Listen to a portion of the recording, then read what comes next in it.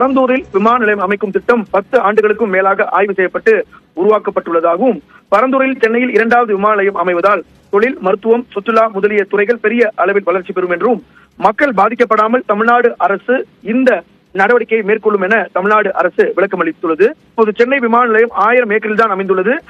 அளவில் சிறிதாக இருந்தாலும் ஆண்டுக்கு 2 கோடி மக்கள் சென்னை விமான நிலையத்தை பயன்படுத்துகிறார்கள் என்றும், அடுத்த சில ஆண்டுகளில் இது 3 கோடிக்கு மேல் அதிகரிக்கும் எனவும், அடுத்த 10 ஆண்டுகளில் 8 கோடி பயனாளிகளை சென்னை விமான நிலையத்தை பயன்படுத்துவார்கள் என்றும் மதிப்பிடப்பட்டுள்ளதாகவும் தமிழ்நாடு அரசு விளக்கம் அளித்திருக்கிறது. எனவே அந்த அடிப்படையில மக்களின் நலன்களை முன்வைத்தே திட்டங்களை தமிழ்நாடு அரசு உருவாக்கி வெற்றி கண்டு வருகிறது. அந்த அடிப்படையில விமான நிலையம் அமைப்பது தொடர்பாக அரசியல் கட்சிகளின் தலைவர்களின் யார் வேண்டுமானாலும் பரந்தூர் மக்களை சென்று சந்தித்து அவர்களின் குறைகளை கேட்டு அவற்றை அரசின் கவனத்திற்கு கொண்டு வரும் பட்சத்தில் நிச்சயம் தமிழ்நாடு அரசு மக்களின் குறைகளை பரிவுடன் ஆராய்ந்து மக்கள் நலனை பாதுகாக்கும் என்றும் தமிழ்நாடு அரசு விளக்கம் அளித்திருக்கிறது. மேலும் பரந்தூர் பகுதியின் நீர்நிலைகளையும் எந்த அளவிற்கு சீர் செய்ய முடியும் என்பதை ஆராய உயர்மட்ட குழு அமைக்கப்பட்டுள்ளது. அதன் பரிந்துரைகளையும் அரசு கவனத்தில் கொள்ளும் என்றும் தமிழ்நாடு அரசு மிக ஒரு தெளிவான விளக்கத்தை கொடுத்திருக்கிறாங்க. மேலும் பரந்தூர்